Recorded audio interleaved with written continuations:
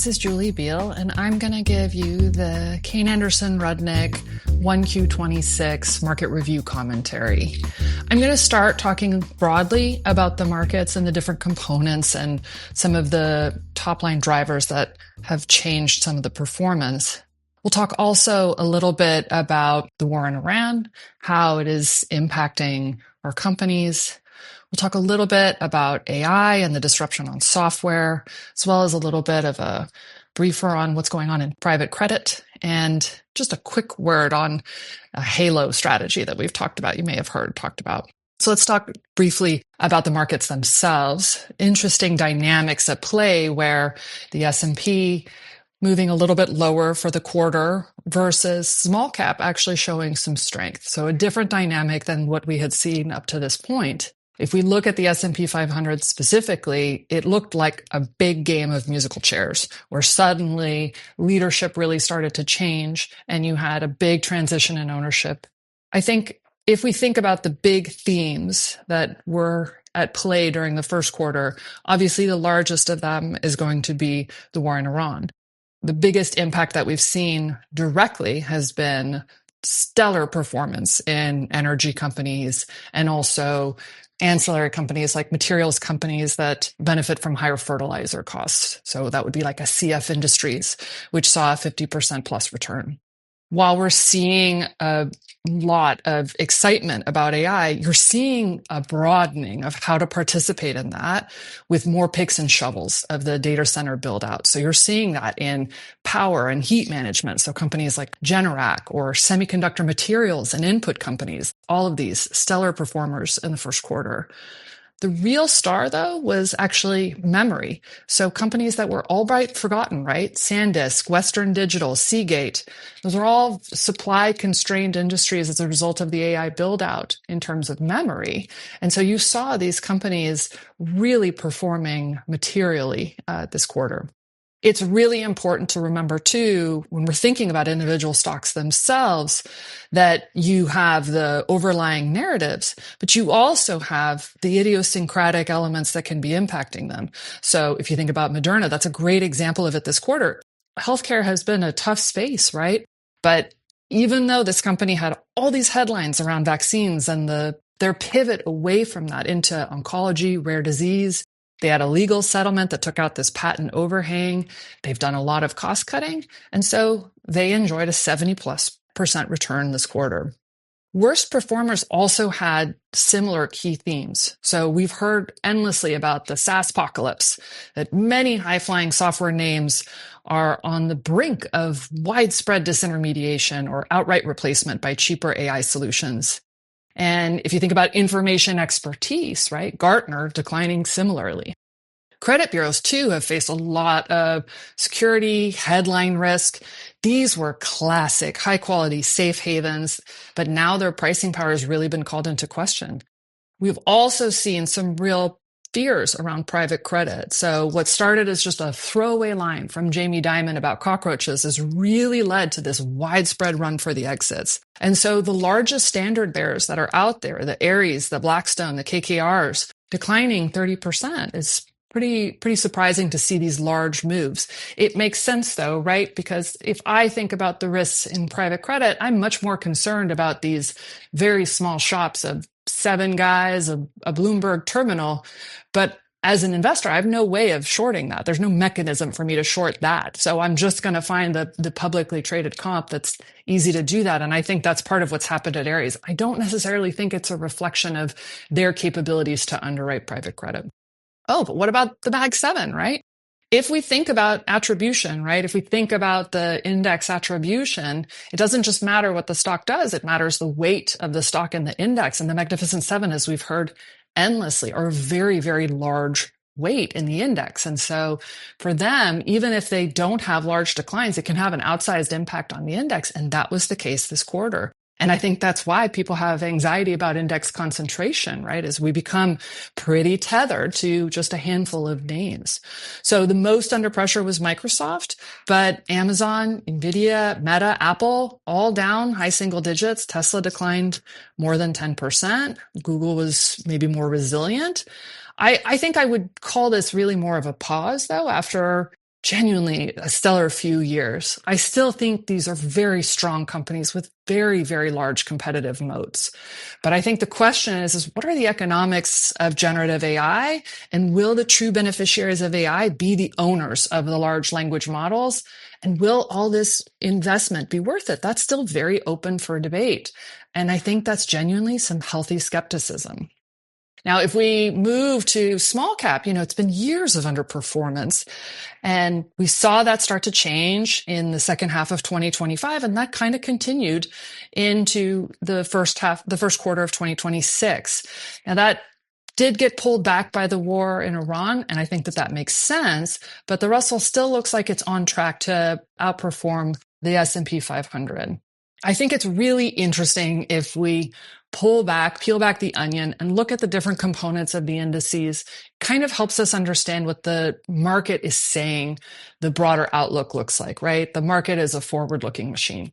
If I look at the Russell and the places where there was outperformance, obviously energy was the big outperformer in the Russell, but industrials also did well. And then you see stability in real estate, utilities, and staples, right? People trying to find hard assets. Worst performers were healthcare, consumer discretionary, communication services, and financials. I think what's interesting is if I look at what investors tended to gravitate to in this benchmark, what you saw was that high ROEs underperformed low ROEs.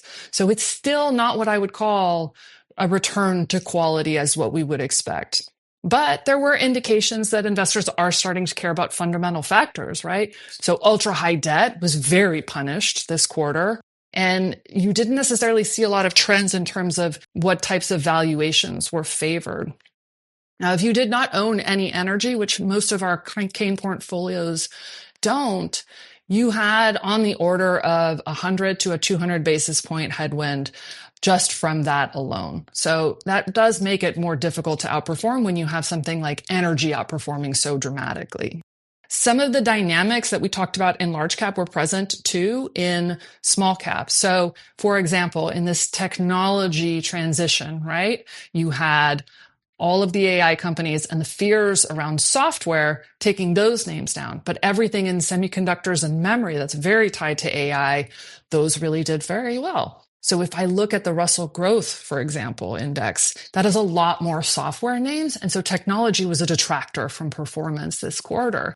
If I look at Russell Value, though, most of the tech names there are semiconductor names, and they benefited from this movement towards those types of businesses.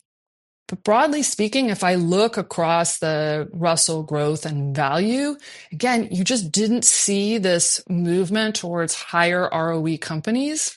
The real thing that I see at least is that debt is the place where people are still willing to punish companies for having.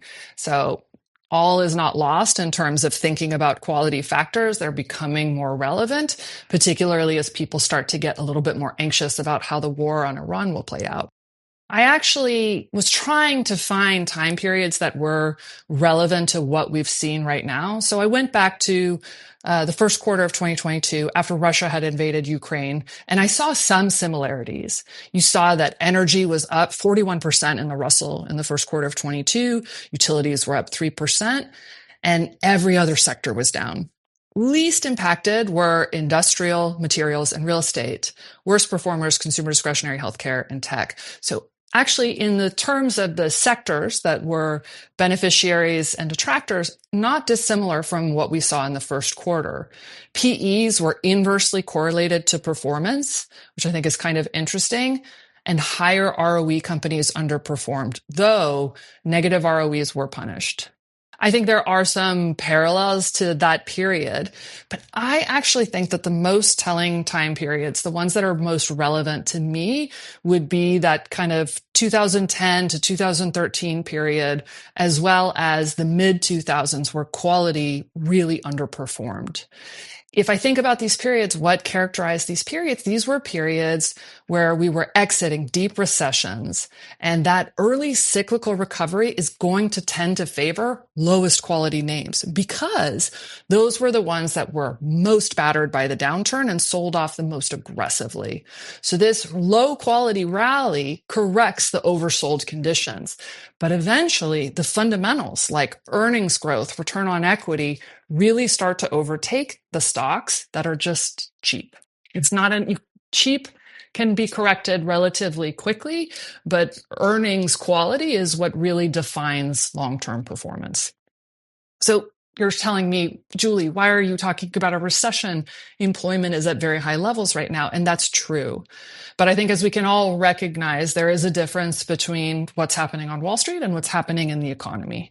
And what we have had is an earnings recession for small cap and mid cap businesses that ended towards the end of last year, 2025. So I think a lot of the early investor enthusiasm for small caps is really centered on the lowest quality parts of the market. And that's started to normalize, particularly as earnings put real objective data behind the hopes and dreams of many of our small cap investor peers. I think eventually it really does start to matter. We're already seeing early indications of that when we look at many of the companies that have reported fourth quarter earnings and intra-quarter companies that are on an offset schedule. Investors are really rewarding businesses that are able to still demonstrate good, strong guidance and good returns. So I don't know exactly when it's going to change. That's everyone's favorite question to ask me is, when is it going to change? And I would tell you candidly that if I knew, I don't know if I'd be here, maybe. But I do know that over time, the factors that really matter the most to long-term stock performance is earnings quality. And that is the kind of the growth potential and the durability of those earnings. Those two factors are really important. And then returns on equity. And these are the factors that we care about at Kayne the most. That really hasn't shown up in our relative performance. But if I look at the portfolio characteristics across strategies, it's been consistent. We haven't had a deterioration in quality in our portfolios. And our process hasn't changed very dramatically. We're incorporating new AI products and ways to think about our business. But the fundamental focus on the relative competitive strengths of the business remains consistent. So I completely can understand that, many clients would love to just get access to small cap, which has outperformed recently, by going passive. The problem is you're onboarding a large group of unprofitable companies. Last quarter, unprofitable biotech companies, they had a stellar quarter, no question, but it really hasn't made much of a dent on their decade-long destruction of capital. So if you have to take this kind of longer term perspective and recognize that the safest way to get small cap exposure, where earnings growth is expected to be strongest, et cetera, it's by buying quality. Let's talk a little bit about this AI disruption of software. So software has typically been a significant weighting for many Kayne portfolios. There's high returns on equity, there's low capital intensity, and in many of the businesses that we favor, there are really high switching costs. So there's durable competitive protections around them. But I think that it's really possible that AI challenges those pillars simultaneously. And so it really has required all of us to look as dispassionately as possible at all of the software businesses that we own and recognize, are there places where they're vulnerable? And, it's hard because these have been probably some of the more successful companies that we've owned. They're easy to own. They make our characteristics look good, but we really have to be able to dispassionately look at them and figure out how are they protected and how are they going to withstand any of the shocks. There's a framework that I think a lot of us are trying to look at as these are the elements that we can look at every business on and see if it's going to be able to withstand the threat of generative AI. The first I would point to is, are there any regulatory barriers around this business? So there are companies that serve the government. They have to be FedRAMP certified. That is a very long process that requires a lot of effort and paperwork to be able to get. Does the software itself help you stay in compliance with your regulatory bodies? So that's a lot of software that's used in really regulated markets like banking and healthcare. new entrants are going to face a lot of structural barriers that are difficult. They're very analog in terms of being able to gain that approval. And so it's not that easy to penetrate that market with a solution, particularly when the stakes are high from a regulatory standpoint. So that could be a barrier that we would look at for a company. The actual transaction embeddedness is what I would term a second. And is this software a system of record for the actual doing of the business, the actual recording of the transactions, the financial transactions? What that really means is when a CFO or CTO is going to sign off on replacing the system that sits in the middle of the financial transactions, the real raison d'etre of the company, right? The reputational and operational risk of switching really raises the bar. And I think that is a much more durable moat than workflow software, where, this is just part of our workflow. We have found different ways of using generative AI to add a new workflow, and that makes me more efficient as a result. So that's kind of a difference of, is this central to how the company actually makes money, or is this just a tool that makes your employees more productive? The latter, I think, is much more at risk of disintermediation. And the last I would say is proprietary data.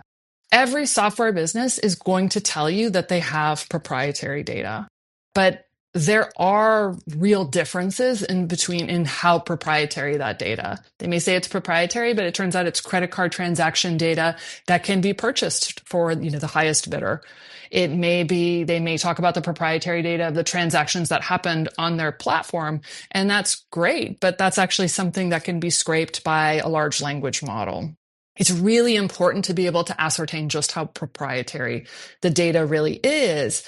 And then the second element that's really important is, where is that data and what is the state of that data? Because there's a very big difference between data that is on 18 different on-premise servers that doesn't talk to each other. It's not harmonized. It's not clean. It's a lot harder to run good generative AI on that data than more modern architectures that are much easier to do that. So it's really important when we're talking about the data itself that companies purport to have as an advantage is, okay, are you really going to be able to leverage that data very effectively in a modern AI kind of way if it's stored in all kinds of different places and all kinds of different forms?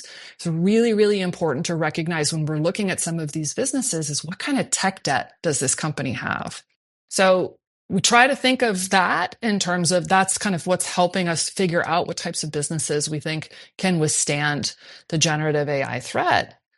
But even if you answer all of those in the affirmative, you have to think about, okay, what if there are still companies that enter these markets? How does that change pricing power? If competition starts to increase, even modestly, you're probably going to have some pricing pressure. And if your software business isn't growing at all, it's just dependent on price escalation, even a small compression in pricing is going to have an impact on the P&L. So you have to think too about, what does this do to pricing? And can you maintain margins? That's important too if you are thinking about, well, I need to do a lot of investing in my own core technology just to stay at the state of the art. You have to factor that into what you think your earnings projections are. It's really, really important for us, given kind of the whipsaw that we're having in the headline risk, to have a lot of conviction around the moats of the software businesses that we own, right? Because we're going to continue to get these creative writing projects about how software is going to be completely upended by generative AI. We're all going to lose our jobs, what have you. I mean, I should have expected that there would be this many creative writing projects now that we have all these AI tools to help us with our writing. But still, I'm surprised how many of them can have such an outsized impact on the market.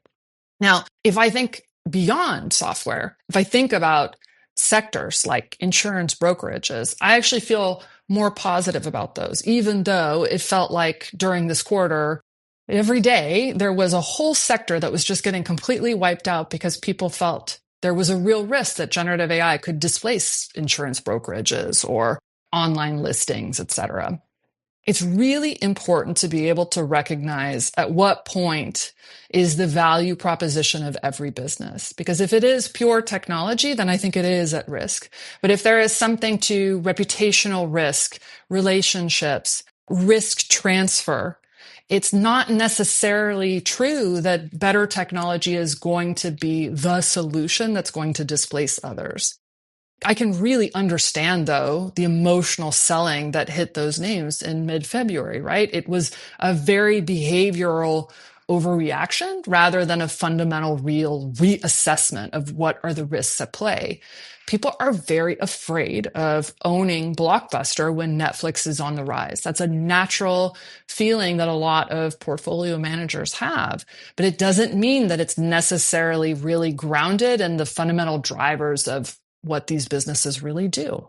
So let's talk a little bit about private credit and the exposure to software. So, for us and everything that has to do with credit, look, most of our direct holdings, they're not levered, and they're software businesses that tend to have very good cash generation. And so I'm not as worried about that. The question is there contagion through private credit markets?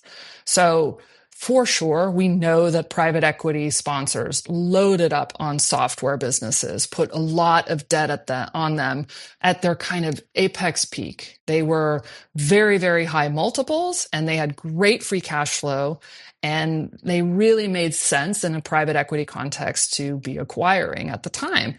The problem now is if you own a lot of these software businesses and you have to invest aggressively to modernize the platform, do you have legacy tech stacks? Are you a roll-up, right? We know there are lots of roll-ups in private equity. Just to get your data infrastructure up to speed and able to use AI, does that mean suddenly that the cash flow dynamics of these businesses look really different? And that's not talking about any kind of competition that may take away business from them. So we suddenly have this question of, okay, these sponsors bought all of these companies assuming that there would be really stable or growing free cash flow. Maybe those assumptions aren't true. And, I think personally that I am much less worried about the large established credit platforms that remember the great financial crisis. I'm much more worried about the smaller, less experienced credit shops. Those are the ones that I have the most concern on the underwriting quality. The thing that gives me some comfort is that there's probably, famous last words, less systemic risk because the banks haven't been able to participate in any really meaningful way. They've done some participation at the margin.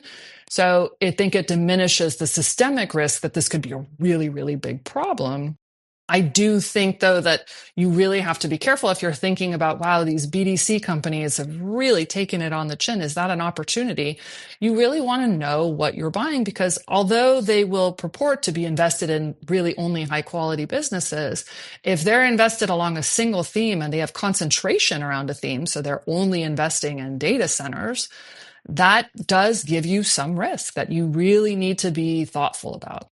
I want to close with talking a little bit about, we've gotten lots of questions about people moving towards Halo. So that's high assets, low obsolescence. And I think that those types of businesses, these kind of really analog, often industrial businesses, I can really understand investors wanting to move in that direction, right? Because the waking up one day and finding out that a whole chunk of your portfolio is completely out of favor because people assume it's going to be disintermediated by AI, I completely understand wanting to inoculate a portfolio against that.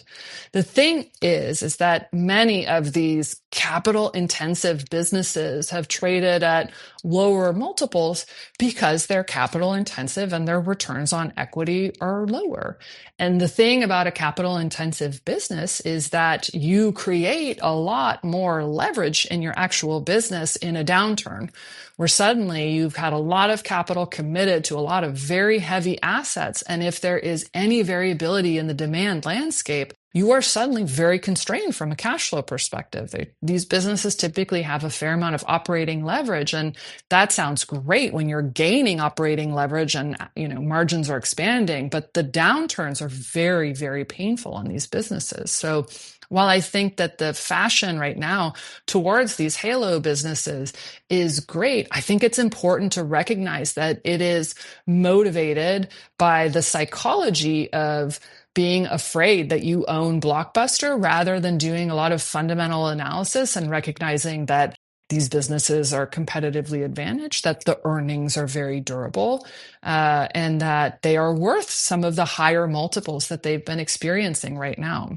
So I think that many of these businesses, be they ones that are connected to the growth that we're seeing in AI data center build out, or ones that are completely divorced from it, but are just being favored right now because they're nice industrial businesses that seem AI proof. I think you have to take a little bit of a more nuanced view and to recognize that as an asset manager, your job is to be able to look through the fashion and, the trends that are happening in the market, and also just the psychology and the fear, and to focus solely on the fundamentals. Even if they are unpopular at the time, our job, we get paid to sweat. And it is our job to be able to recognize what we're trying to do here is to find high quality and fundamental value, even if it's not necessarily the most fashionable thing at this time. I do believe over the long term that quality will really start to matter again, because earnings always matter over the long term.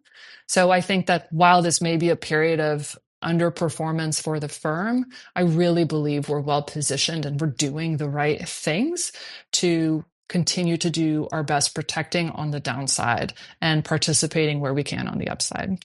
So that's my review. I look forward to all of your comments. Thank you so much for listening, and goodbye. You've just listened to KayneCast. Subscribe to our podcast on iTunes or Spotify.